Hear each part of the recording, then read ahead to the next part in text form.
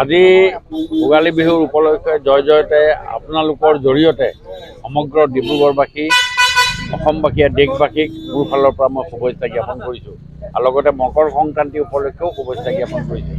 আজি আমি সকলোৱে ভাতৃত্ববোধ বহন কৰি আজি আমাৰ থলুৱা উৎপাদিত সামগ্ৰী আজি আপুনি দেখিছে আজি আমাৰ চকিডিঙি বজাৰত আজি আমি সকলোৱে ইয়াত আছোঁ। ইয়াত আমাৰ প্ৰায় এই ডিব্ৰুগড় জিলাৰ বিভিন্ন প্ৰান্তৰ পৰা থলুৱা মাছ উৎপাদনকাৰীসকলে ইয়াত বিভিন্ন ধৰণৰ মাছ আনি আজি ইয়াত আপোনাৰ বিক্ৰী কৰাৰ ব্যৱস্থা কৰিছে, যাৰ এটা চিতল মাছৰ এতিয়ালৈকে 12.5 কেজি ওজনলৈকে চিতল মাছ এই মুহূৰ্তলৈকে আহিছে। আৰু ইয়াত আপোনালোকে দেখিছে এইবোৰ চব থলুৱা, এইটো আমাৰ মীন বিভাগৰ লগত জড়িত হৈ পেলাই আমাৰ ভৱেন গগৈ ডাঙৰীয়াই ইয়াত আজি মাছৰ ব্যৱসায় কৰিছে। এইটো অতি ভাল লক্ষণ। আমি প্ৰায় 70% থলুৱা উৎপাদিত সামগ্ৰীৰে আমি এবাৰ ভোগালী বিহু পালন কৰাৰ কাৰণে ব্যৱস্থা কৰিছোঁ।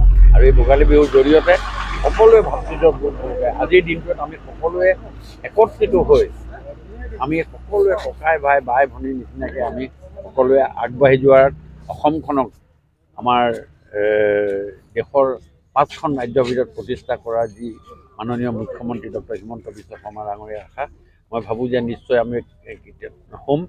আৰু এতিয়াও আমি সকলোৱে আহিছোঁ, চব আমি সকলোৱে ইমান সুন্দৰভাৱে এটা সুন্দৰ পৰিৱেশত আজি ভোগালী দিনটো পালন কৰাৰ ব্যৱস্থা কৰিছে।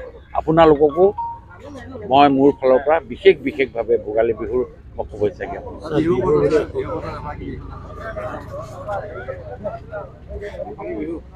অকলি যৌৱন দৈ মাৰ কবি গৈ বাটত লগে পালে জোঁৱাই বুলিবলৈ মেখেলা পিন্ধিলে লাগে বুঢ়ী